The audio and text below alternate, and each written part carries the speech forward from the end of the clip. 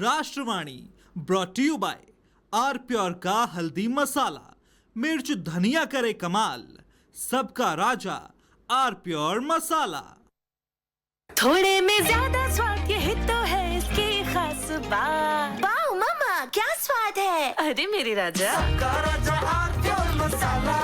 कुछ तो सस्ता लो, सब बढ़िया लो। इसमें क्या खास बात है। थोड़े में ज्यादा स्वाद, यही तो है इसकी खास बात। सबका राजा आर प्योर मसाला।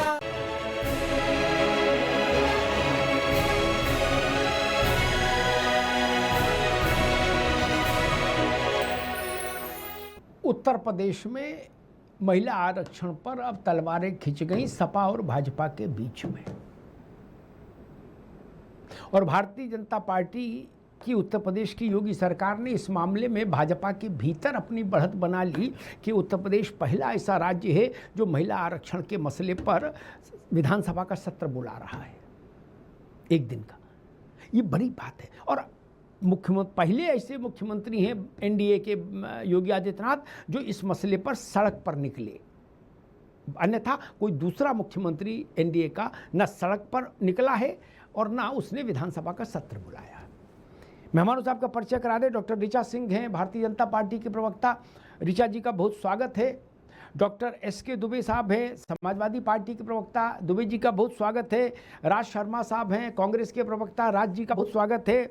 दयाराम भार्गव जी हैं, राष्ट्रीय प्रवक्ता एसबीएसपी के। दयाराम जी का बहुत स्वागत है। डॉक्टर नीति शर्मा हैं, राजनीतिक विश्लेषक। नीति जी का बहुत बहुत स्वागत। नीति जी, अब दिल्ली में जो फैसला होना था वो हो गया, जो स्थिति बननी थी हो गई। अब लड़ाई राज्यों में जा रही है, शिफ्ट हो रही है, और उसमें मुझे दिख रहा है कि सबसे उग्र लड़ाई उत्तर प्रदेश में है। जैसा मैंने शुरुआत में कहा, वो पहले मुख्यमंत्री हैं योगी जी जो इस मसले पर सड़क पर उतरे। उत्तर प्रदेश पहला ऐसा राज्य है जो विधानसभा का सत्र बुला रहा है इसी मसले पर। और उत्तर प्रदेश पहला ऐसा राज्य है जिसमें 50,000 महिलाओं का एक सम्मेलन प्रधानमंत्री की कॉन्स्टिट्यूंसी में आयोजित किया गया है इसी मसले पर, जिसको खुद प्रधानमंत्री एड्रेस करेंगे। तो देश के सबसे बड़े सूबे में महिला आरक्षण पर अब दो हाथ। नीति जी। नमस्कार अमिताभ जी, वंदे मातरम, भारत माता की जय।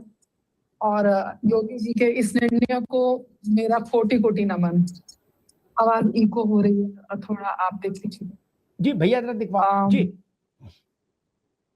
ये जो कार्यक्रम योगी जी ने करा है, और वो भी देश के सबसे बड़े राज्य उत्तर प्रदेश में, जिसकी आज 80 सीटें हैं, और 80 में से केवल 7 महिला एमपी यूपी में से सदन में बैठती हैं।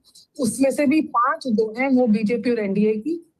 और सपा क्योंकि एक डायनेस्टी को फॉलो करती है, वहां से उनकी वाइफ है डिम्पल यादव जी, अखिलेश जी की, और उसके बाद एक अपना 10 है। अगर ये बिल पारित होता तो 80 सीटें डिलिमिटेशन के बाद 120 हो जाती, और 40 मेरी मातृशक्तियों को अपने सशक्तिकरण के लिए सदन का वो पटल मिलता जहां से वो देश की नीति निर्धारण में अपनी विशेष भूमिका निभाती। उन 40 महिलाओं का हक अखिलेश यादव जी ने केवल एक महिला को दिया हुआ है, वो भी उनकी स्वयं की पत्नी डिम्पल यादव। तो मुझे लगता है कि योगी जी के इस निर्णय को अनुसरण देश के सभी सीएम्स को करना चाहिए। आज महिलाओं का हक जिस प्रकार से विपक्ष मार के तालियां बजा रहा है, अपनी उस जीत को सेलिब्रेट कर रहा है, जिसके तहत वो जानते थे कि बीजेपी और एनडीए के पास मेजॉरिटी नहीं है। 2/3 में उनके अगर योगदान से ये बिल पारित होता तो आज देश की मातृशक्ति को जो वो 60 वर्ष तक वो उनके अधिकार से वंचित रखा, उन्होंने आज विपक्ष में रहकर भी, सत्ता में रहकर तो वंचित रखा ही रखा, लेकिन विपक्ष में रहकर भी सुनिश्चित किया कि देश की बेटियों को उनको अधिकार से वंचित रखा जाए। तो ये बहुत निंदनीय है। और इस कार्यक्रम को मुझे लगता है हर कॉन्स्टिट्यूएंसी में, हर राज्य में, हर लेवल तक महिलाओं तक उनको जोड़ना चाहिए, इस शक्ति को आगे बढ़ाने के लिए उनकी नीति जी आएंगे दोबारा आपके पास। Doctor S K. दुबे, भाजपा ने उत्तर प्रदेश में कम से कम इसको सड़क पर खड़ा कर दिया, इस मुद्दे को मंडल स्तर तक का कार्यक्रम है भाजपा का कि भाई हर कोई इलाका ऐसा नहीं छूटे, कोई मोहल्ला ऐसा नहीं छूटे जहां इसको लेकर चर्चा नहीं हो, प्रदर्शन नहीं हो, एक माहौल ना बने। और 30 तारीख को विधानसभा का सत्र बुलाया गया है, जिसमें जो नारा आज उस प्रदर्शन में लग रहा था जो लखनऊ में हुआ कि महिलाओं का अपमान है, सपा बेईमान है, वैसा ही एक निंदा प्रस्ताव विधानसभा में आएगा समाजवादी पार्टी और कांग्रेस की भूमिका को लेकर। दुबे जी।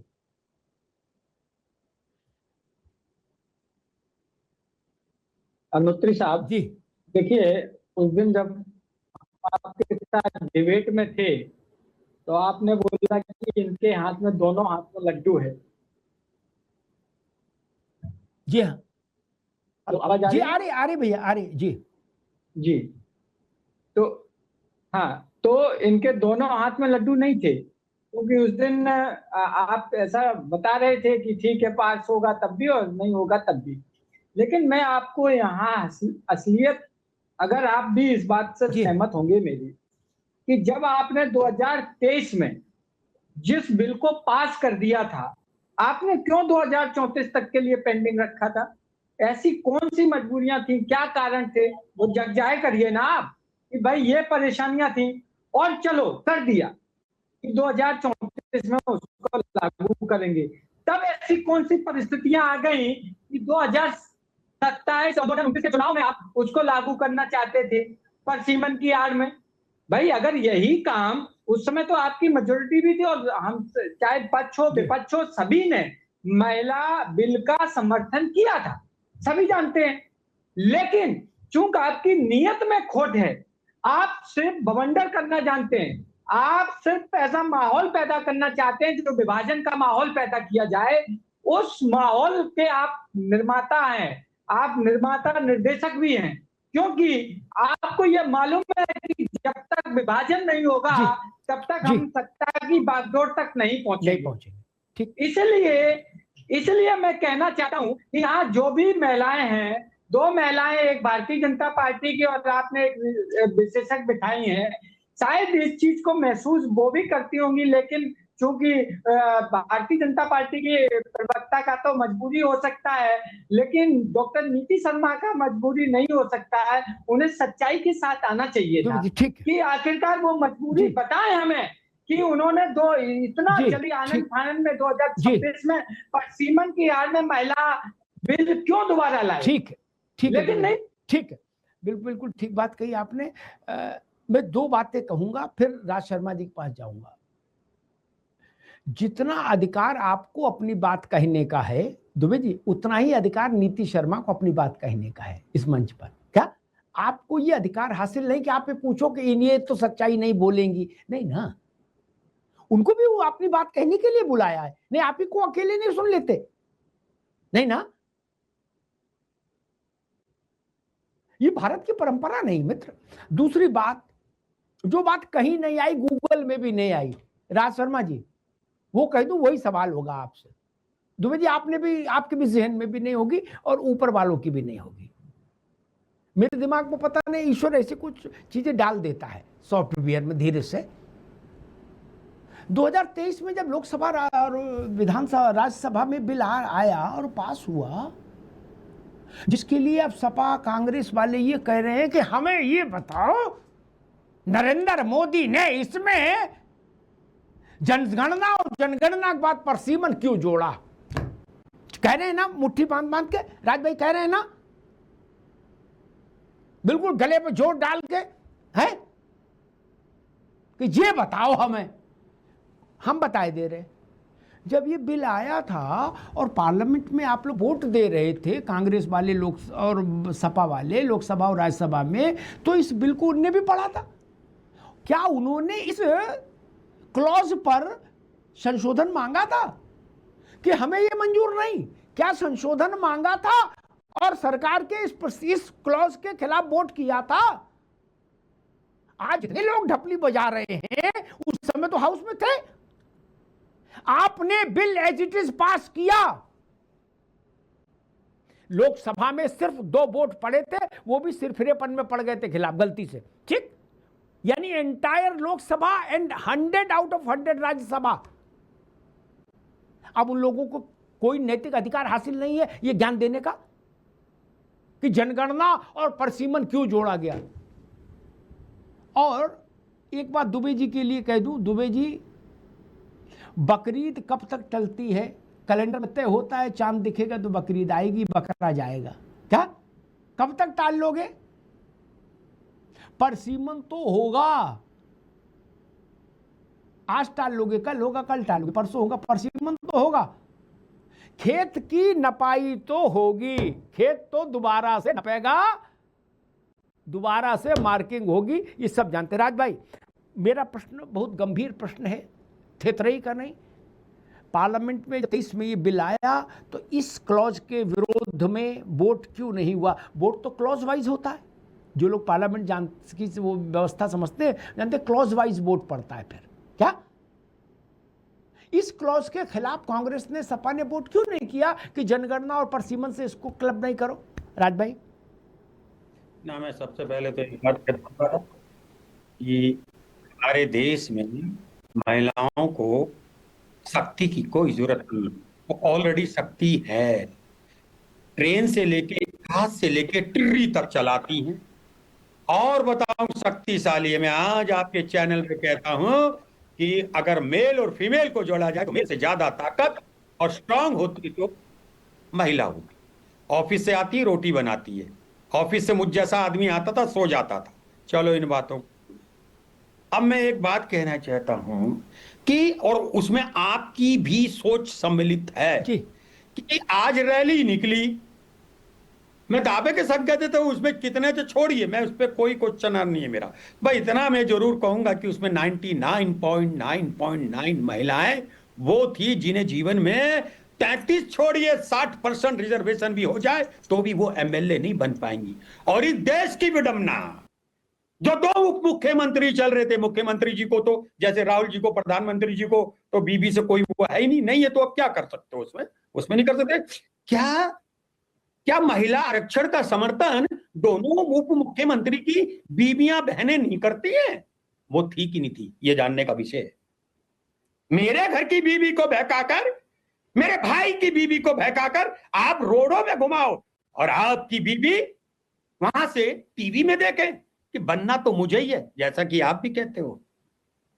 इसको भी अगर हम लोग तरफदारी लेंगे तो लानत है इस जिंदगी पे, जहां पे हम लोग ये देखे जो महिला तो सोच नहीं सकती, वो पीए नहीं बन सकती, वो रोड घूम रही है, उसमें उसकी कोई गलती नहीं है। और मैं एक अभी राजनीतिक विश्लेषक कह रहे थे, मैं एक और बात बताना चाहता हूं, आंखों में आंखें डालकर कहता हूं, अगर इस सृष्टि में कोई हनुमान से भी अगर ताकतवर है वो महिला है। 8 घंटे ड्यूटी करके आती है, 2 घंटे ऑटो में आती है, घर में जाके बच्चे को दूध पिलाती है, मेहमानों को मुझ जैसे लोगों के दोस्त आते हैं उनको चाय बनाती है, खाना बनाती है। हम जैसा आदमी तो आया और तो यहाँ पे ये एहसान किसी को महिला होते हुए मत कहिए, मात्र को शक्ति चाहिए, वो शक्ति है। ठीक है। आपकी भावनाओं का मैं बहुत सम्मान करते हुए कहूंगा कि महिला बहुत शक्ति है, सबसे ज्यादा शक्तिशाली है, हनुमान जी से भी ज्यादा शक्तिशाली। जितना आपने कहा वो सब, और उसके आगे भी कुछ चीजें जोड़ ली जाए मेरी तरफ से भी। लेकिन क्या इसलिए वो शक्तिशाली हो गई, हनुमान जी से भी ज्यादा अब आरक्षण ले क्या करेगी, इसलिए आरक्षण नहीं दिया इतने वर्षों तक? नहीं जी, शक्तिशाली है फिर भी आरक्षण राज में फिर भी चाहिए। दूसरी बात, मैंने तो कितनी बार कहा कि प्रियंका गांधी से महिलाओं का सशक्तिकरण नहीं होगा, निर्मला सीतारमण से भी नहीं होगा, मीरा कुमार से भी नहीं होगा। ये तो सब पैदाइशी सशक्त है। सोनिया जी उसी दिन सशक्त हो गई थी जिस दिन उन्होंने राजीव गांधी के साथ दस्तखत किए थे शादी की कागज पर। सशक्तिकरण कहां बचा? डिम्पल यादव से महिला सशक्त नहीं होगी, ये हमसे खरा कौन कहेगा? ये दुबे जी थोड़ी कह पाएंगे, तो हम ही कह पाएंगे भैया। ऋचा निर्मला सीतारमण का नाम नहीं ले पाएंगी, दुबे जी डिम्पल यादव का नाम नहीं ले पाएंगे, राज शर्मा, प्रियंका गांधी और सोनिया गांधी नहीं ले पाएंगे, वो केवल हम ले पाएंगे। स्मृति ईरानी से महिला सशक्त नहीं हो रही ना। हम मूंगफली बेचने वाली महिला को लोकसभा में देखना चाहते हैं, इसलिए आरक्षण के पक्ष में मैं हूं। आप लोगों ने अभी राज साहब ने कहा कि हमारे घर की औरतों को बहका के ले गए और ये क्यों नहीं निकले। लड़की हूं, लड़ सकती हूं, बोला, जहाज में बैठे चले गए। लड़े कौन? लड़ा कौन? वो तो दोबारा जाते नहीं जहां हार जाते। यही ना मित्र, स्थिति तभी बदलेगी जब बात खरी होगी। अगर जगजीवन राम जी के परिवार की बेटी को भी सशक्तिकरण करना पड़े, फिर तो दीवार में सिर दे मारो सब लोग।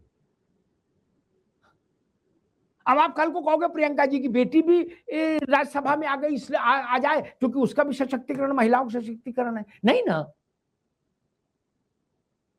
ननकू की बिटिया कहां है वो बता दो हमको। ये मैंने कल भी कहा था, आज फिर दोहराया। राज भाई ने सारी भावनाएं अच्छी व्यक्त की, महिलाओं को लेकर तमाम तरह के श्लोक हैं, तमाम तरीके की व्यवस्थाएं हैं, लेकिन हमारी उनमें रुचि नहीं, न मैं उनसे प्रभावित होता हूं। नीति ने आज नहीं कहा, वरना वे श्लोक कहती हैं रमन्ते यत्र नार्यस्तु पूज्यन्ते रमन्ते तत्र देवता। ये सब हमने पढ़े, लेकिन मेरी रुचि इनमें कभी नहीं रही। मैं श्लोक वाला आदमी नहीं कि हनुमान जी से ज्यादा शक्तिशाली महिला खुश हो गई। महिला को प्रैक्टिकल पावर चाहिए। बोले देवी तुम कितनी महान हो, हमारे लिए चाय बनाती हो ना। ये मिठुआ वाली बातें नहीं चलेंगी। आप चाय बनाओ और उसको पिलाओ, ये होगा। बराबरी यहां से आएगी भैया। आप आए नौकरी करके सो गए हैं, अभी भी इसका तुम महान हो, तुम जरा रोटी बना लो, झाड़ू लगा लो ना जी, ये नहीं चलेगा। ऋचा जी, उत्तर प्रदेश में महिला आरक्षण पर मुझे योगी वर्सेज अखिलेश लड़ाई दिखाई दे रही है, क्योंकि बाकी सब साइलेंट हैं। विपक्ष से भी अखिलेश ही यादव हैं, इस मुद्दे पर थोड़ा बहुत बोल बता रहे हैं, और उधर से योगी आदित्यनाथ। ऋचा जी, आदरणीय अमिताभ सर, चारों ओर गूंज रहा है शोर, सपा और कांग्रेस महिला अधिकारों की चोर है। ये महिला संयुक्त मोर्चा है, महिला शक्ति का विरोध करने वाला। ये इन्होंने नारी शक्ति वंदन अधिनियम के खिलाफ जो महिला मोर्चा, अपना मोर्चा बनाया है, और नारी शक्ति वंदन अधिनियम, सर मेरी आवाज मुझे वापस इको आ रही है, भाई जरा दिखवाओ जी। नारी शक्ति वंदन अधिनियम को लागू करने की प्रक्रिया का जिस तरीके से चीरहरण करने का काम सपा और कांग्रेस पार्टी ने किया है, नारी शक्ति वंदन अधिनियम को लागू करने की प्रक्रिया की भ्रूण हत्या करने का काम जिस तरीके से सपा और कांग्रेस पार्टी ने किया है, हम भारतीय जनता पार्टी आदरणीय योगी आदित्यनाथ जी ने बता दिया कि हम इस पाप के मौन साक्षी नहीं हो सकते हैं, और सड़क से लेकर सदन तक और इसके भी आगे जन जन तक जाकर हम महिला और कांग्रेस का, सपा और कांग्रेस का ये महिला विरोधी चेहरा बेनकाब करने का काम करेंगे।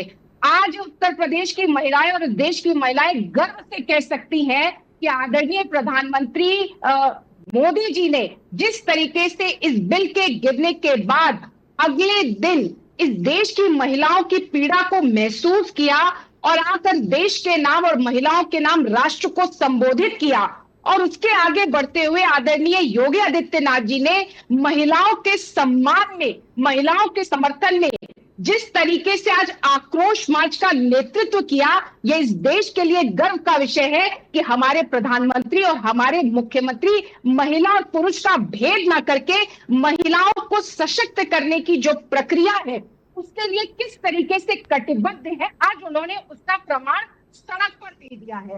और आने वाले दिनों में आपको सदन में भी देखने को मिलेगा, क्योंकि उत्तर प्रदेश ने विशेष सदन बुलाकर निंदा प्रस्ताव जारी करने का, निंदा प्रस्ताव लाने का हमारा जो है एजेंडा है, और हमने उसको लाने की तारीख घोषित कर दी है।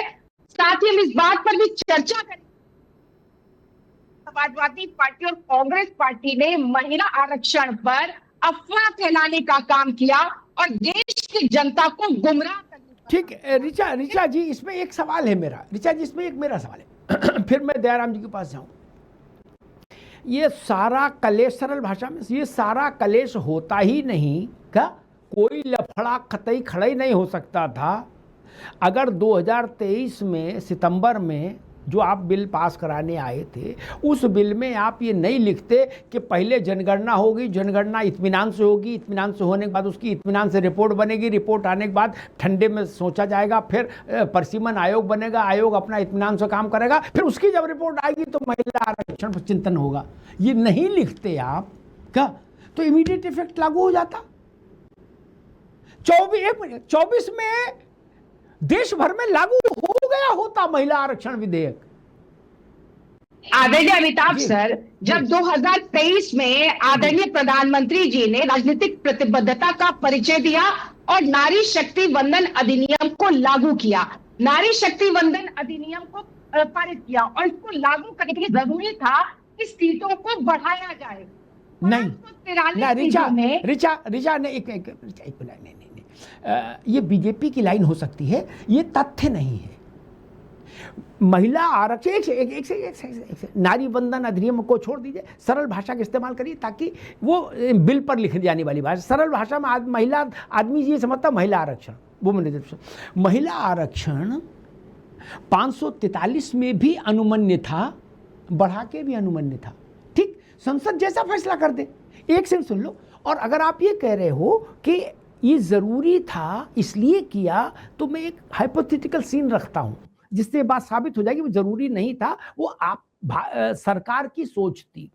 आज अगर पार्लियामेंट ये डिसाइड कर ले कि एज ऑफ नाउ हमको 543 में रिजर्वेशन देना है, सिर्फ 30 मिनट लगेंगे लोकसभा में बिल पास होने में, ओनली 30 मिनट्स। क्या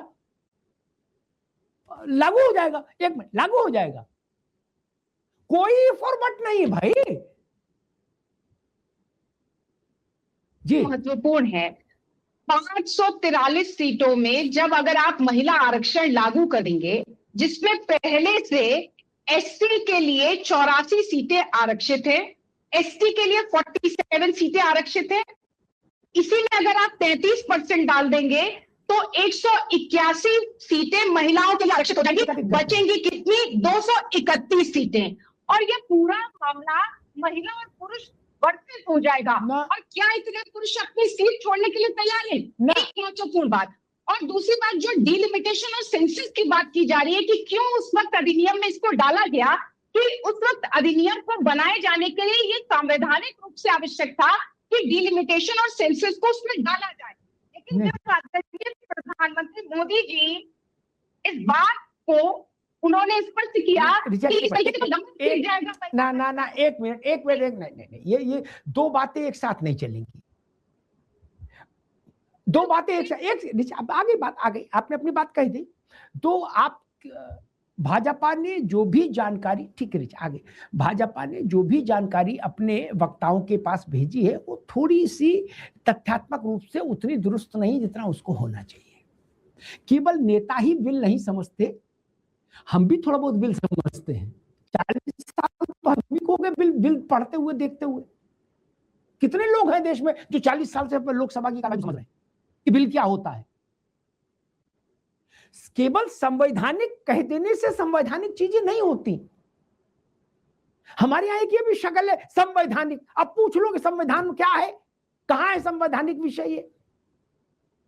नेताओं का बस चले तो वो कह देंगे कि हमने परवल इसलिए नहीं खाया क्योंकि वो संवैधानिक बाध्यता थी, इमली का पानी पिया, ये संवैधानिक व्यवस्था थी। नहीं, सब कुछ नहीं। पार्लियामेंट इंपावर्ड है। मैं फिर दोहरा दूं, 543 में कल चाहे कल महिलाओं को आरक्षण दे दे। एक महिला आरक्षण के लिए सीटें बढ़ाई जाए, ये कोई संवैधानिक बाध्यता नहीं थी। ऋचा अभी दोबारा में हमने कतई बाध्यता नहीं है। मोदी जी ने क्या कहा वो उनका विजडम, लेकिन संवैधानिक बाध्यता नहीं। तीसरी बात ऋचा ने कही कि पुरुष नाराज हो जाते। ये बात वही है जो मुलायम सिंह कहते थे। मुझे ये बात कभी पसंद नहीं आई।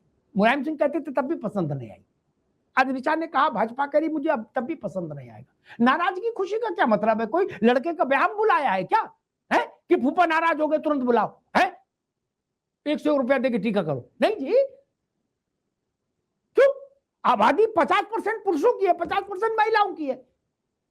आप 66% में भी नाराज हो जाएंगे और फिर कहेंगे कि नारी हनुमान जी से भी ज्यादा पराक्रमी है। 33% महिला को आरक्षण मिलेगा, 66 तो बचेंगी। कैसे नाराज हो जाएंगे? और हो जाए तो घर बैठे। ऋचा जी नहीं, अगर आप अपनी मां, बेटी और पत्नी के लिए नाराज हो जाओ, उसके लिए स्थान छोड़ने को तैयार नहीं, और छोड़ना क्या, ये कोई संविधान ने लिखा है कि जिनकी मूछें हैं वही लोग 90% लोकसभा में आएंगे और जिनकी मूछें नहीं वो नहीं आएंगे? ऐसा तो कहीं लिखा नहीं। क्या समस्या है? आज भी हो सकता है, आज भी हो सकता है। और इतना आगे मत जाए कोई। मेरी सिक्स सेंस कहती, सूचना ने सिक्स सेंस कहती है, कोई बड़ी बात नहीं होगी कि महीना 15 दिन में ऋचा जी 543 में महिला आरक्षण का प्रस्ताव यही सरकार लेके आ जाए। क्या? मेरी बात को लिख लीजिए कहीं, हमने कई मौसम देखे, लिख लीजिए कहीं। क्या अभी धर्मपाल जी क्या कह रहे हैं वो आप जानो, क्या भाजपा क्या कह रही, मैं जो समझ रहा हूं वो मैं बता रहा हूं। ये सरकार कल प्रस्ताव ला सकती है। परिसीमन बिल्कुल ऑल टुगेदर दूसरा विषय है। महिला एक हाइपोथेटिकल बात, ताकि समझ भी लें हम सब लोग, हम लोगों में भी भ्रांति है, पार्टियों के उसमें बढ़े हैं हम, जैसे ना घोड़े के बांध दिया जाता है कि बेटा इधर ही देखो। परिसीमन ऑल टुगेदर अलग विषय है, उसका महिला आरक्षण से राई रत्ती लेना देना नहीं। पहले तो हिंदी में सब लोग समझ लो, ठीक? आप परिसीमन टल नहीं सकता, ये बात दुबे जी और राज भाई को ज्यादा जोर दे के समझा रहा हूं। परिसीमन टल नहीं सकता, बकरीद आएगी, कैलेंडर में तारीख तय है। क्या आपको परसीमन से डर लग रहा है? लेकिन परसीमन होके रहेगा, आरक्षण महिला मिले चाहे ना मिले। क्या? लेकिन परसीमन तो करना ही पड़ेगा भैया। 2026 तक ही सीटें फ्रीज हैं। जब भारत की आबादी थी राज भाई, जब भारत की आबादी थी 54 करोड़ 80 लाख, कितनी? 54 करोड़ 80 लाख दुबे जी, तब भारत ने लोकसभा की सीटें तय की थी 543, ठीक? 543 यानी 55 करोड़ आबादी, मोटे तौर पर सीटें 543। अब 150 करोड़ आबादी, सीटें 543। ये तो नहीं चलेगा। तो खेत तो खराब होना ही है राज भाई।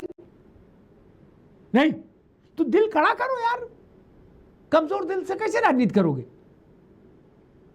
मैनपुरी का भूगोल भी बदलेगा, आजमगढ़ का भूगोल भी बदलेगा, रायबरेली भी बदलेगी, अमेठी भी बदलेगी। इसमें क्या डरना? भीड़ तुम बढ़े चलो। भार्गव जी, विषय वही है कि महिला आयोग, महिला आरक्षण अलग विषय है, परसीमन अलग। महिला आरक्षण ना भी दे भारत, नहीं भी लागू करो आप, तब भी परसीमन तो करना पड़ेगा। जनसंख्या की जनगणना की रिपोर्ट आएगी, रिपोर्ट आने के बाद संवैधानिक बाध्यता होगी कि परसीमन करिए, होगी ना? तो परसीमन तो नहीं बचता, खेत तो खराब होगा, गुड्डू का हो चाहे पप्पू का हो। क्या सारी लड़ाई उसी की है? भार्गव जी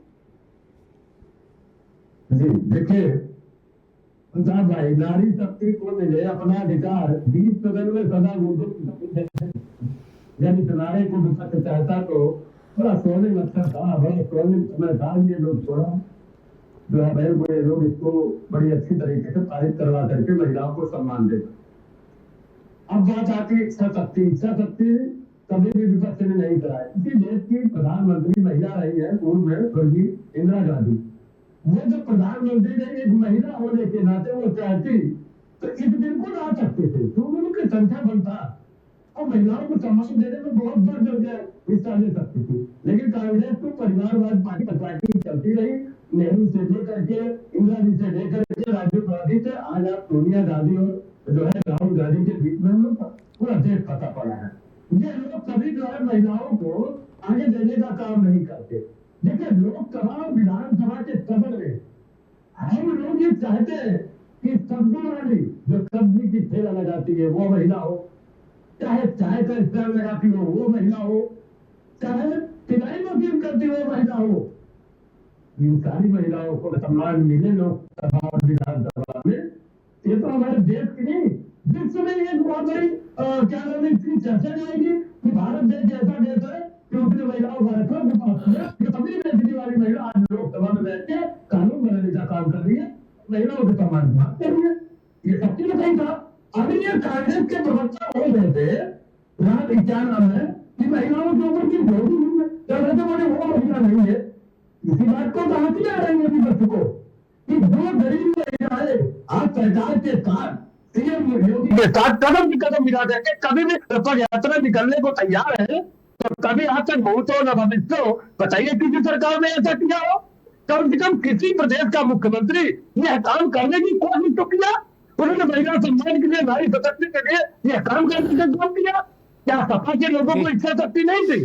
अब आप परिवारवाद में रहते थे, तब आप केवल ऐसे ही डांस कराने में व्यस्त रहते थे, पूरा प्रदेश जलता रहता था, कर्फ्यू लगता था, जंगे होते, आप उसमें व्यस्त रहते थे। सैफई से राज शर्मा क्या लेना देना, वो तो कांग्रेस में है भाई। हाँ मैंने ये तो सैफई गए भी नहीं कभी कह रहा हूँ गाने आने बजाने में। हाँ मैंने कहा ना, आज तक जो केंद्र में कांग्रेस की सरकार ने हमेशा सरपरस्ती में रही है, जब भी आया हो, जितने भी क्या नाम है क्षेत्रीय दल के लोग उसमें सहयोग करते थे अपने अपने हिसाब से। जयराम भार्गव एक मिनट ठीक है, ये लोग बहुत गड़बड़ है, बहुत गड़बड़ काम किए। हमने अब आपकी बात को समाप्त कर दिया। कांग्रेस और सपाई बहुत गड़बड़ कर रही थी, ये आप कहना चाह रहे हो, ये बात मैंने इस रिकॉर्ड में रख दी। मेरा एक मासूम सा सवाल है कि अभी 543 में से दे देते, ठीक धैर्य से सुनिएगा, भड़किएगा नहीं, अभी 543 में से दे देते, 27 में जनगणना की रिपोर्ट आ जाती, 27 के मध्य में परसीमन आयोग बन जाते, 2.5 साल परसीमन आयोग रिपोर्ट दे देते, तो वो सीटें अपने आप 850 हो जाती, महिला आरक्षण उसी हिसाब से बढ़ जाता, उसके लिए अलग से कोई फिर मीटिंग बुलाने की जरूरत नहीं पड़ती। क्या समस्या थी? क्या समस्या थी? वो तो परसेंटेज पर आरक्षण है, काय की समस्या थी? 543 में अभी देने में क्या समस्या थी, ये मैं समझना चाह रहा हूं। भार्गव जी संक्षेप में बताइए, फिर आगे चलो। मैं यही कहना चाह रहा हूँ जी, अभी आपके सामने जो पूरी की पूरी पिक्चर आपने स्वयं बताया कि 54 करोड़ 80 लाख की आबादी थी, तो 543 दिया गया। आज हम 150 करोड़ के लगभग पूर्ति करने जा रहे हैं पूरे देश में, तो क्या वह चीजें वो जो एक सांसद को बता दो, जो सांसदीय सीट है सांसद पहुंच नहीं पाता, उस क्षेत्र के लोग मैंने क्या पूछा, आप क्या जवाब दे? ठीक है, अब रुकना होगा, अब रुकना होगा ना ना ना ना ना हम पूछ रहे पाकिस्तान सवाल जवाब आप जापान का दे रहे हो ना, मैंने जो पूछा उस पर जवाब देंगे तब ठीक है, ऐसे नहीं ना रुकना होगा। नीतीश शर्मा, मेरा प्रश्न फिर वहीं पर आकर टिकता है, पार्टियां अपने अपने ढंग से पॉलिटिक्स करेंगी, या तो हम 23 में ही जब बिल पास करा रहे थे तो 543 में कर देते, एक स्ट्रोक में हो जाता, 24 में महिलाएं चुन के आ जाती, 29 में भी चुन के आ जाती, फिर जब परसीमन होता तो संख्या बढ़ जाती, उसके लिए अलग से मीटिंग नहीं बुलानी होती कि समोसे मंगाओ, पेस्ट्री मंगाओ, जूस मंगाओ, क्यों बोले मीटिंग करनी है, कोई संकट नहीं होता, वो तो ऑटोमेटिकली बढ़ जाती सीट है। क्षण एक बार जमीन पर उतारना था, उसके बाद तो फिर कोई स्पीड ब्रेकर था ही नहीं, हमने क्यों नहीं 543 में उतार दिया? संविधान की कोई रोक नहीं, ये मैं बता दूं, क्लियर कर दूं, कई लोगों को भ्रम है कि संवैधानिक ना, ये संविधान का कोई लेना देना नहीं उससे। जी सवाल मासूम नहीं है, पूर्ण रूप से तर्क संगत है जी। और जब 2023 में ये बिल पारित हुआ था तो उसका इम्प्लीमेंटेशन जो एक्ट है उसके तहत सेंसस, उसके बाद डिलिमिटेशन के बाद इसकी एग्जीक्यूशन की बात हुई थी, जिसपे मोहर पूरे सदन ने लगाई थी। तो ये सवाल शायद हम 2023 में पूछते तो ज्यादा उचित होता, लेकिन आज 2026 में 50 वर्ष तक हम 1971 एक नीतीश शर्मा, ये सवाल इसलिए पूछना जरूरी हो गया, आप ये आपने कहा ना 23 में पूछते, तो ये तर्क इसलिए ठीक नहीं है आपका, क्यों इसलिए पूछना जरूरी हो गया क्योंकि जो चीज आपने 23 में तय की थी आप उस चीज को डेविएट करने आ गए। एक मिनट, जनगणना के बाद परसीमन आयोग की रिपोर्ट जब आ जाएगी तब महिला आरक्षण होगा, ठीक ना? आप अभी बिल्कुल ठीक से। इस चीज को क्यों लिया? जनगणना खत्म होगी क्या 26 की? नहीं ना, नहीं ना, जनगणना तो अभी प्रारंभ हुई है, तब फिर आप क्यों ले आए? खत्म होगी, फिर क्यों ले आए? वही तो प्रश्न है। मैं दे रही हूँ। जब सरकार ये करेगी तो प्रश्न मुझे देने तो उठेंगे। दीजिए, जी जी मुझे मेरा तर्क देने जी। दीजिए। निश्चित रूप से जनगणना अभी प्रारंभ हुई है, 2027 में खत्म होगी, उसके बाद कास्ट सेंसस होएगा और उसके बाद डिलिमिटेशन प्रोसेस 543 सीटों पे एक एक जगह पे जाके हियरिंग होगी। उस प्रोसेस में 2029 तक डिलिमिटेशन एग्जीक्यूट करना प्रैक्टिकली संभव नहीं था, इसलिए 2011 के सेंसस के ऊपर ये सीटों का निर्धारण हुआ। उसके ऊपर भी माननीय ऑनरेबल गृह मंत्री अमित शाह जी ने बोला था जो सबसे बड़ी लड़ाई है वो एक्चुअली आपने सही पकड़ा, वो डिलिमिटेशन की है, और वो इसलिए है क्योंकि साउथ नॉर्थ के अनुपात में वहां पे पॉपुलेशन कंट्रोल किया है, और according to the concept of delimitation census के बाद जो संख्या बल मिलनी चाहिए साउथ के लोगों को वो नहीं मिलेगी। इसकी तोड़ के लिए भी अमित शाह जी ने बोला था कि मैं 50% आपको सबको इक्वल डिस्ट्रीब्यूशन देता हूं जिससे अनुपात सेम। मैं समझ गया आपकी बात। उसके लिए भी ठीक है। किसी सरकार को ये अधिकार नहीं होना चाहिए कि चलो भाई हम ऐसा कह रहे हैं, हम 2 लड्डू तुमको भिजवा दे। ये कोई व्यक्तिगत सेटलमेंट का केस थोड़ी ना है यार। संसदीय पार्लियामेंट्री डेमोक्रेसी मींस नंबर, केवल नंबर, नथिंग एल्स। कर्नाटक नाराज है, बोले काम करो गुड्डू 6 सीट कर्नाटक को और एक्स्ट्रा कर दो। बोले तमिलनाडु वाले बोले 12 इनको भी दो यार। ऐसा नहीं हो सकता। संविधान में केवल एक बात है, जिसकी जितनी संख्या भारी उसकी उतनी हिस्सेदारी। संविधान का मूल स्वर यह है। कोई कैसे दे सकता है? राज शर्मा का मन आ जाएगा, ये कहेंगे बरेली में 6 करेंगे सीटें हम, बस मेरा तबियत थोड़ा वो हो रही है। दुबई जाएंगे मैनपुरी में 4 करेंगे। ऐसा नहीं हो सकता ना मित्र, ऐसे कैसे हो सकता है? इस संतुलन साधने का काम नहीं है, अपीसमेंट का काम तो नहीं है। अपीसमेंट नहीं हो सकता। भारत की जनता का, जनसंख्या का प्रतिनिधित्व लोकसभा में प्रामाणिक तौर पर तभी होगा कि जब एक फार्मूला, ये फार्मूला कहां से आ गया कि चलो सबकी 50% बढ़ा देंगे? क्यों? वाई? किसने अधिकृत किया 50% बढ़ाने के लिए? बोले ना कोई झगड़ा करो 50% सब लोग। जिसे मेला देखने छोटे बच्चे जाते हैं, मां सबको 1-1 रुपया दे देती कि लड़ाई मत करो, जाओ अपना अपना खा लेना। नहीं ना। अगर उत्तर प्रदेश की आबादी 30 करोड़ निकलती है तो उसको 30 करोड़ के हिसाब से सांसद नहीं मिलने चाहिए। फिर वो अगर 150 हो रहे हैं तो क्या दिक्कत है? ऋचा सिंह जी,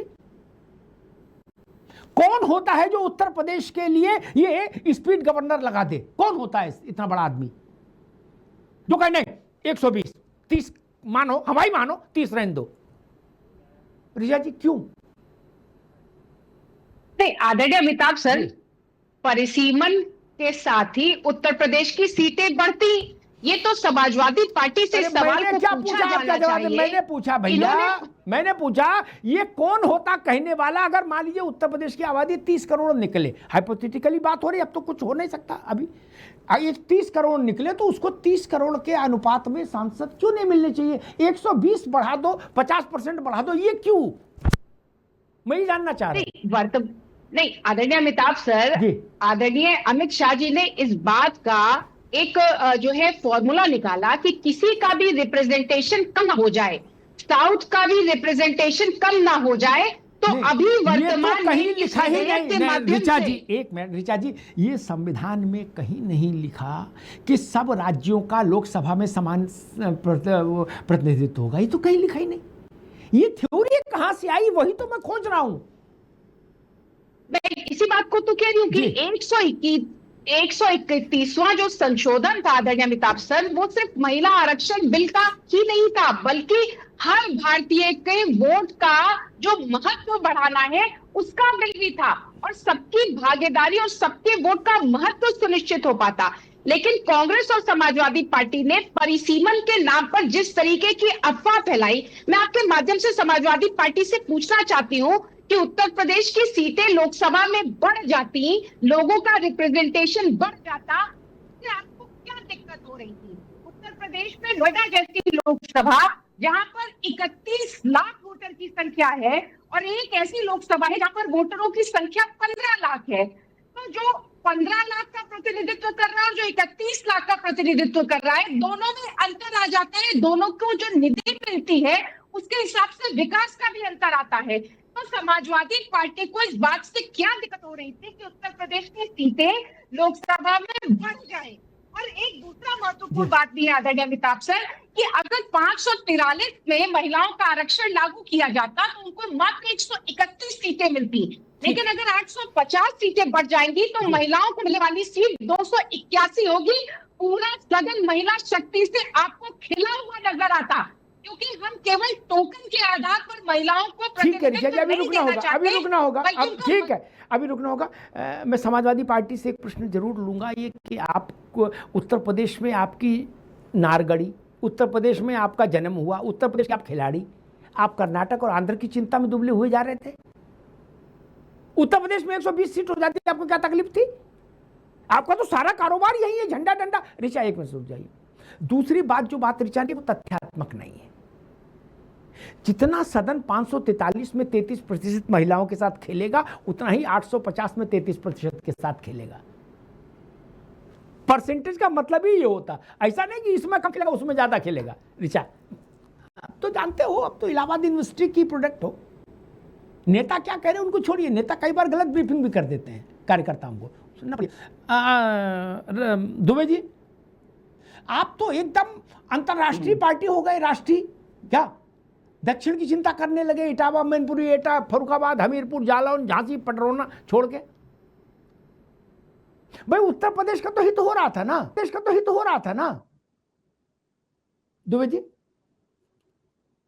नहीं, अगर हम लोकसभा में तीसरी लार्जेस्ट पार्टी हैं तो हमें सिर्फ उत्तर प्रदेश नहीं, हमें तो पूरे देश की भी क्या सोचना बात पड़ेगा। है, ऐसा नहीं है, क्योंकि बात इस समय अब, लेकिन उससे पहले हम एक चीज कहना चाहेंगे कि अभी राष्ट्रीय पार्टी घोषित करना चाहते हैं। एक मिनट, आदरणीय अखिलेश यादव जी वास्तव में प्रदेश अध्यक्ष है, प्रदेश के बाहर आपकी पार्टी नहीं है, आपने अपने को राष्ट्रीय अध्यक्ष घोषित किया हुआ है। ठीक है, एक बार रुकिए, अनिता जी उनकी बात आनी चाहिए। दुबे जी जी दुबे जी, हमने जो बात कही थी अग्निहोत्री साहब, दोनों विश्लेषक के बारे में, लेकिन आपने शायद उसको सेंस अलग ले गए थे। मैंने ये कहा था कि डॉक्टर शर्मा समझ सकती हैं उस बात को, लेकिन उन्होंने कहा नहीं। मैंने ये कहा, मैंने किसी के बोलने में पाबंदी नहीं की, नहीं बोलना चाहिए, हमने ये कहा था। और वही बात आपने फिर रखी भी कि भाई अगर 543 में 33% आप दे देते तो ये चीज हमें मिल जाती 24 में और प्रतिनिधित्व बढ़ जाता है, लेकिन चूंकि उनकी मंशा नहीं थी। और जैसा आपने भी कहा, जैसा हमारे राष्ट्रीय अध्यक्ष ने भी कहा, कांग्रेस ने भी कहा कि हम आज भी तैयार हैं 543 पर आप अगर 33% देते हैं तो ये बिल सर्वसम्मत से पास हो जाएगा, कोई दिक्कत नहीं। आपने बोला कि 15 दिन में, आपका जो अनुभव है उसके अनुसार आपने बोला 15 दिन में हो जाएगा, लेकिन मैं आपको जानकारी थोड़ी सी है तो हम बताना चाहेंगे कि ये आप देखना 15 दिन तो नहीं, लेकिन 27 से चुनाव से पहले, विधानसभा से पहले जरूर एक बार प्रयास होगा कि ऐसा किया जाए। खैर, अब ये भविष्य की बात है, इसलिए उस पर चर्चा करना नहीं चाहिए। लेकिन अब आइए मूल बात पे। मैं बहुत ही गंभीरता से और एकदम सच बात कहना चाहता हूं कि आज भी देश में चाहे दलित हो, ओबीसी हो या गरीब हो, गरीब में सभी समाहित हैं, उसका कोई सच में जो जिस पथ पे उन्हें पहुंचना चाहिए था वो पथ आज भी नहीं मिला। और मैं आपके माध्यम से बड़ी ईमानदारी से कहता हूं कि 33% के बाद भी उन्हें वो पथ नहीं मिलेगा। आप लिख लीजिए इस बात को, क्योंकि यहाँ की राजनीति बड़ी गंदी है। राजनीति अगर जिस दिन साफ हो जाएगी तो ठीक है, ये तो बहुत बड़ा प्रश्न है। ठीक बात है, बहुत बड़ा प्रश्न है। राज शर्मा साहब, अगर 24 में ये लागू हो गया होता तो 27 में उत्तर प्रदेश विधानसभा चुनाव में भी 33% लागू हो जाता, नहीं? तो हमारे प्रदेश में भी नारी शक्ति दिखाई देती सदन में, विधानसभा में। राज शर्मा जी, आप लोगों ने ऐसा लड़ाई झगड़ा फैलाया जी, बहुत परेशान है। ये देखिए, अब थोड़ा सा मैं साधारण आदमी समझ के बोलूं, सिंह जी भी नहीं चाहती कि महिलाओं को 543 पे रिजर्वेशन मिले। कि इन्हें पता है कि 543 में होगा तो इनको टिकट नहीं मिलेगा, पहली बात। दूसरी बात, आपने बताया ये इलाहाबाद यूनिवर्सिटी की प्रोडक्ट है। मैं चाहता हूँ देश की महिला मांग जवाब चाहती है। 2004 में जो इलाहाबाद में रेगुलर प्रोफेसर थे, आज कितने ये बताना होगा। आज बताना होगा कि महिला एम्प्लॉय, गवर्नमेंट एम्प्लॉय कितनी है। बरेली में अखिल इंस्टीट्यूट है, बताना होगा कि 2004 में जितने रेगुलर एम्प्लॉय थे, आज क्या उतने रेगुलर है। आप कितना विधायक बना दोगे, अगर आपकी क्या है। आपने तो बार-बार उसको लैप्स कराने का काम किया है। आदरणीय प्रधानमंत्री मोदी जी ने 2023 में महिला आरक्षण बिल को हमने पास कराने का काम किया। मत बोलो, आपका टिकट नहीं मिलेगा। 850 हो जाए, 1250 हो जाए। कांग्रेस पार्टी की सुपर प्राइम मिनिस्टर क्योंकि आप जैसे लोग महिलाओं के दुश्मन हैं, नारी भाई ना नारी रूप, ये आप जैसे लोग चरितार्थ करते हैं। और आप लोगों की मनसा वाचा कर्म में अंतर है। आपका मनसा वाचा सामंजस्य नहीं है। अरे ये बताइए, जब इलाहाबाद यूनिवर्सिटी में आप पढ़ती थी, कितने प्रोफेसर रेगुलर थे, आज कितने हैं। अगर आज कम है तो रेगुलर पोस्ट आ गई। करोगे नहीं, गवर्नमेंट एम्प्लॉय में महाजनगिरी करोगे, अपनी बीवी बच्चों को एमएलए बनाने के लिए, सांसद बनाने के लिए ये नाटक करोगे। लाभ पहले अगर लाना है तो आप जीवन में नहीं बनेगी। जाओ ऋचा सिंह जी, आप तारीख समय पर रहे। ये हमारी आवाज राष्ट्रवादी आज से 200 साल तक जिंदा रहेगी। आने वाले बच्चे पंडित राज शर्मा का एक बात को याद करेंगे कि उन्होंने ऋचा सिंह से कहा था जीवन में आपको टिकट नहीं मिलेगा। क्या ये क्या दिया मैंने, आप टिकट नहीं पाएंगी। आप पहले बताओ महिला को कितना रोजगार देते हो, पहले बताइए। आप लोगों को शर्म आनी चाहिए, आप लोगों को शर्म आनी चाहिए। मैं तो कहता हूँ कि जो आप झूठ के पुलिंदा हो, आपका पुलिंदा दोनों मित्रों को रोकूंगा, ऋचा जी को भी और राज शर्मा साहब, दोनों मित्रों को रोकूंगा। भार्गव जी, क्या ये ज्यादा बेहतर नहीं होता कि इतना झंझटी नहीं किया जाता, 543 में दे देते, कल परसिमन होता 850 हो या 1550 हो, जितनी सीटें होती उसमें 33% ऑटोमेटिकली हो जाता। नहीं अमिताभ भाई, आपकी आवाज अगर प्रधानमंत्री मोदी तक जा रही होगी तो मैं तो ये चाहूंगा कि 543 में ही रिजर्वेशन मिल जाए। मैं आपके माध्यम से कह रहा हूँ, मुझे कोई आपत्ति नहीं, कोई विरोध नहीं। मेरी पार्टी के मेरे मुखिया का ये साफ संदेश है कि महिलाओं को मिले, मुझे कोई विरोध नहीं। लेकिन अभी राज शर्मा जो कह रहे थे इनको टिकट मिल जाएगा, ये बात आपके चैनल के माध्यम से कह रहा हूँ, कांग्रेस से इनको टिकट मिल जाएगा। दूसरी बात सुनिए, जब इंदिरा गांधी देश की प्रधानमंत्री थी, उनके बेटे संजय गांधी दूसरे प्रधानमंत्री थे, जबकि कुछ नहीं थे। ये लोग ऐसे ही तो राजशाही चाहते हैं देश में। आज कांग्रेस ने राजशाही को चलाने का काम किया। एक देश का चाय बेचने वाले का बेटा देश का प्रधानमंत्री अच्छी तरह समझते हैं, तो विपक्ष और कांग्रेस के लोगों को जो हजम नहीं हो रहा। अरे वोट गिरा दूंगा, सारी चीज जनसंख्या गिरा दूंगा। और राज भाई आप कुछ नहीं दिखा सकते, आपके पास इधर सुनिए, के वोटर लिस्ट पे पढ़ता हूँ। हम लड़ेंगे, विधायक बनेंगे। लीजिए, आप जैसे कोई अंगोछा डाला आगे, बकर करी चले गए। कहाँ थे राजभर की मेरी भाभी कहाँ थी? जब राजभर भैया दे रहे थे वहाँ मेरी भाभी कहाँ थी? नहीं मिलेगा, उनकी वाइफ को भी टिकट नहीं मिलेगा। चाहिए राजभर सिंह की बीवी को भी नहीं मिलेगा। भाई अपनी भी भविष्यवाणी ना करो, अब क्रोध न करो, अब छोड़ दो, जाने दो। मुझे लगता है कि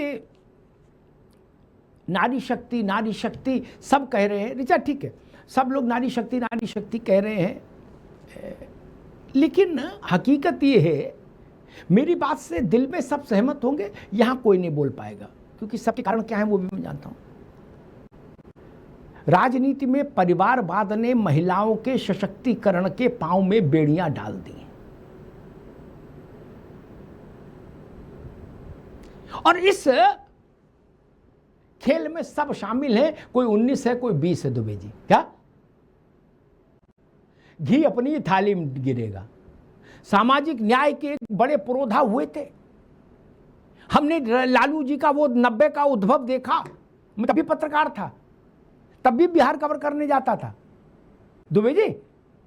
लेकिन उनको जब कुर्सी छोड़ने की बारी आई तो उनने आदरणीय राबड़ी जी पे भरोसा किया। उनको संविधान की विशेष जानकारी थी राबड़ी जी को, इसलिए है थी ना?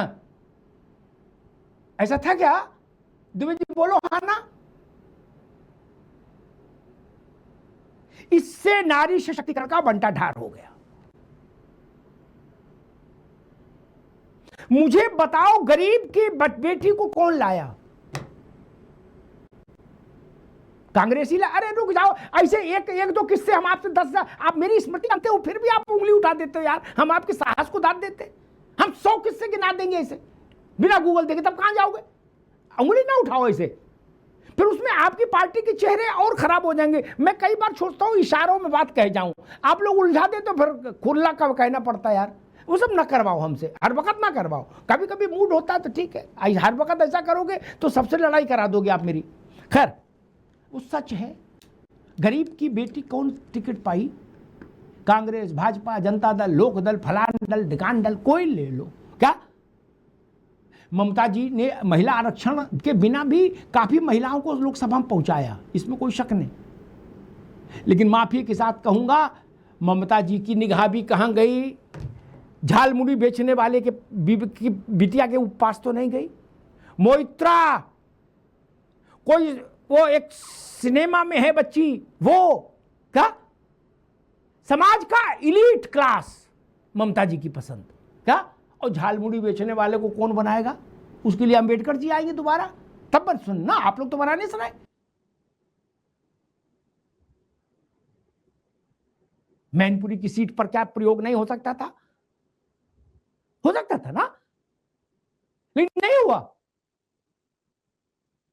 किसी ननकू की बिटिया को लड़ा देते, जीत तो वो भी जाती मुलायम सिंह जी के नाम पर। समस्याएं हैं। और एक बात बता दूं, नेताजी 2 सीटों से जीते, आजमगढ़ और मैनपुरी, पुरानी बात। एक जगह से इस्तीफा दिया। उत्तर प्रदेश में एक भी मुसलमान जीत कर लोकसभा नहीं पहुंचा था। हमारे जैसे लोगों ने सुझाव को आगे बढ़ाया कि आप मैनपुरी छोड़ रहे हो तो यहां से किसी मुसलमान को टिकट दे दो, आपका परिवार का इलाका है, जिता ले जाएंगे आप, एक रिप्रेजेंटेशन हो जाएगा मुसलमान का। किसको टिकट दी थी? तो भैया आपको तो याद होगा, उंगली उठाएंगे तो मैं नाम बता दूंगा। क्या उस बच्चे को इंतजार नहीं हो सकता था? उसकी कितनी उम्र थी जब आप उसको लोकसभा में लेके आए? बालक था। इतनी जल्दी क्या थी एमपी बनाने की?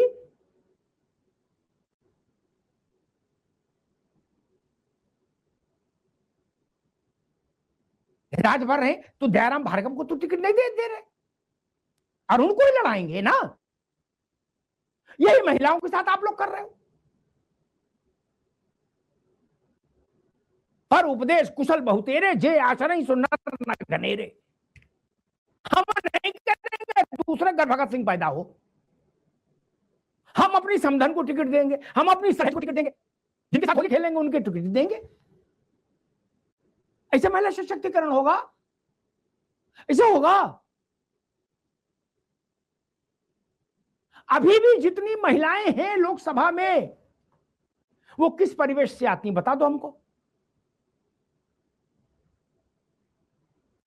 अजीत दादा का दुर्भाग्यपूर्ण घटनाक्रम में निधन हो गया, उनकी पत्नी सशक्तिकरण का माध्यम हो गई, वो डिप्टी चीफ मिनिस्टर हो गई। ऐसे सशक्तिकरण करो, ऐसे सशक्तिकरण को ओढ़ें कि बिछाएं, गड़गंगा में सिराओ। ऐसे महिला, तथाकथित महिला सशक्तिकरण को ऋचा जी गड़गंगा में प्रवाहित कर देना चाहिए। क्या समझ गए ना आप? गरीब की बेटी कब आएगी? और ये सारे दल कह रहे हैं कि हम महिलाओं के लिए इतना सोचते हैं कि सोचते सोचते रोने लगते हैं। सारे दल कह रहे हैं भूखे प्यासे रह के हम लोग केवल महिला उत्थान पर सोच रहे हैं। तो दुबे जी, राज शर्मा जी, ऋचा जी, अभी कोई पुलिस ने रोक रखा है आप लोगों को महिलाओं को टिकट ज्यादा देने से? नहीं ना?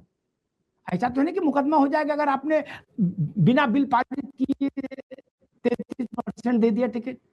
नहीं ना भार्गव जी, अभी ऐसा कोई कानून तो आया नहीं। आप मानक खड़ा कर दीजिए, 40% टिकट दे दीजिए, होता रहेगा जब जनगणना और परिसीमन होगी।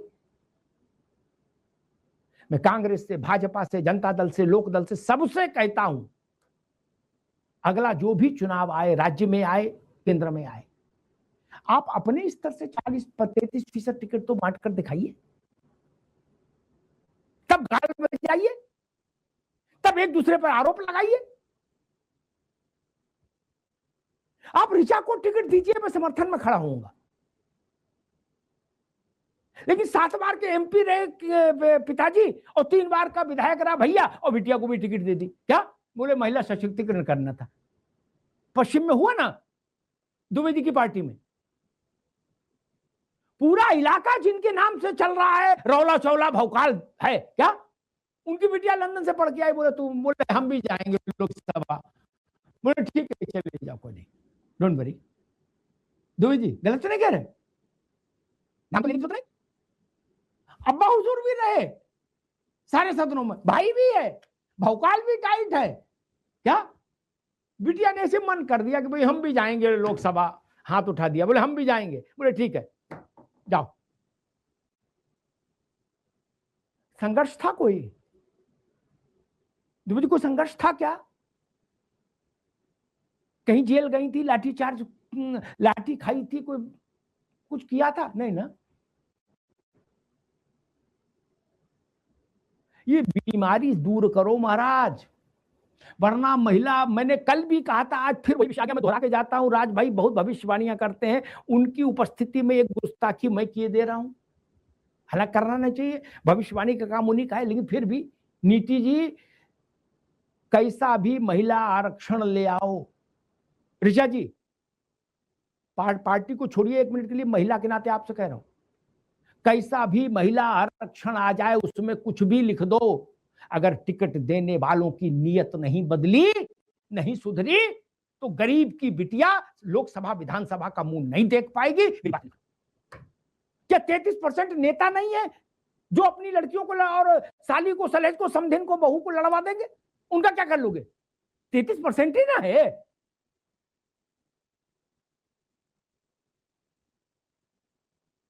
बाप जिला पंचायत अध्यक्ष, बेटा लोकसभा में, बिटिया विधानसभा में, क्या कर लेगा एक्ट? क्या कर लेगा एक्ट? बताओ ना हमको, कोई रोक लगा सकता है? नहीं ना। इस पर कानूनन रोक नहीं लग सकती कि आप बड़े लोगों की बेटियों को टिकट दे रहे हैं, गरीबों को नहीं। ये मन का विषय है, मन साफ होना चाहिए, मन। विधेयक आते जाते रहेंगे। इंदिरा गांधी इस देश की प्रधानमंत्री रही 1.5 दशक, वो महिला सशक्तिकरण किए। प्रतिभा देवी सिंह पाटिल महिला, पहली महिला वो रही, उनसे कोई सशक्तिकरण नहीं हुआ। मीरा कुमार पहली महिला लोकसभा अध्यक्ष रही, उनके समय में कोई सशक्तिकरण नहीं हुआ। ये शो बिजनेस है मित्र। क्या सशक्तिकरण महिला का होगा जब आज के दौर में पार्टियों के मुखिया जो ए फॉर्म बी फॉर्म पर दस्तखत करते हैं, दुबे जी, जब उनका मन बदल जाएगा उसी दिन सशक्तिकरण। ओम प्रकाश राजभर तय कर लें कि मुसहर जात की बच्ची को टिकट देना है, उनको कौन रोक लेगा? कोई नहीं ना। लेकिन आप तय नहीं करोगे, हम जानते हैं खेल। निषाद, संजय निषाद उत्तर प्रदेश का देख लो ना, उनको पता नहीं कि समाज में महिलाएं भी हैं। बताओ, बाप और बेटा चलने दो, यही ना, ये सच है ना। अरे भाई कम से कम एक बार सिर तो हिला दो, ना बोलो ना भी कि कहीं रिकॉर्ड में बात ना आ जाए, लेकिन सिर तो हिला दो। सिर में कौन पुलिस पकड़ लेगी? ना पार्टी से निकाल दी जाओगे और सिर भी नहीं हिला, फिर क्या करोगे? फिर क्या लोग, जीवित लोकतंत्र तो है नहीं। मृत लोकतंत्र को कंधे पर ढोने से कोई लाभ नहीं होता ना। ननकू की बिटिया तभी लोकसभा का मुंह देखेगी, और जब तक ननकू की बिटिया लोकसभा नहीं आती, हमारे लिए लोकसभा की भव्यता दिव्यता बहुत माने नहीं रखती। वहां कुर्सी कैसी लग गई, वहां एसी कैसा लग गया, इससे देश थोड़ी ना बनेगा। गरीब की बेटी आनी चाहिए। बिहार से जब एक बार एक मुसहर समाज की महिला लोकसभा आई थी, तो उसके शपथ ग्रहण समारोह में मैं था। मुझे अंदर से बहुत प्रसन्नता हुई। वो योग्य नहीं थी, वो पढ़ी लिखी नहीं थी, लेकिन वो भारत के एक बड़े सामाजिक बदलाव की गवाह थी। मुसहर जात, जो लोग समझते हैं मेरी बात समझेंगे, कहां से चलकर आई थी वो महिला। लोकतंत्र के मंदिर का दरवाजा इनके लिए खुला होना चाहिए। बिल जब आएगा तब आएगा। ऋचा जी, एक बात कह के जाता हूं, आपकी सबसे बड़ी पार्टी है। बिल जब आएगा तब आएगा, अपनी पार्टी में इस बात को रखिए, मेरे नाम के साथ रखिए कि उत्तर प्रदेश की, और नीतीश शर्मा से कहूंगा वो भी इस बात की वकालत करें, जहां भी जाएं बोलें कि 27 के विधानसभा चुनाव में भारतीय जनता पार्टी 33% टिकट दे महिलाओं। यहां से तो शुरुआत करो। मैं अखिलेश जी से भी कहूंगा कि आप 33% महिलाओं को टिकट दीजिए 27 के चुनाव में। 8 महीने के भीतर टिकट बढ़ जाएंगे। ऋचा जी, दुबे जी, कैलेंडर देख लो, 8 महीने के अंदर टिकट बढ़ जाएंगे। कांग्रेस से इसलिए नहीं कहूंगा, वो 33 नहीं 66 भी दे दे तो भी जीतने की संभावनाएं कम है उत्तर प्रदेश में। क्या तो महिलाओं का रुपया पैसा और खर्च हो जाएगा। जिनके पास जीतने की संभावना है उन दो दलों से मैंने कह दिया 33% टिकट नितिन नवीन दें उत्तर प्रदेश में और 33% टिकट अखिलेश यादव दें उत्तर प्रदेश में, तो मैं मान लूंगा विधेयक आ गया। धन्यवाद।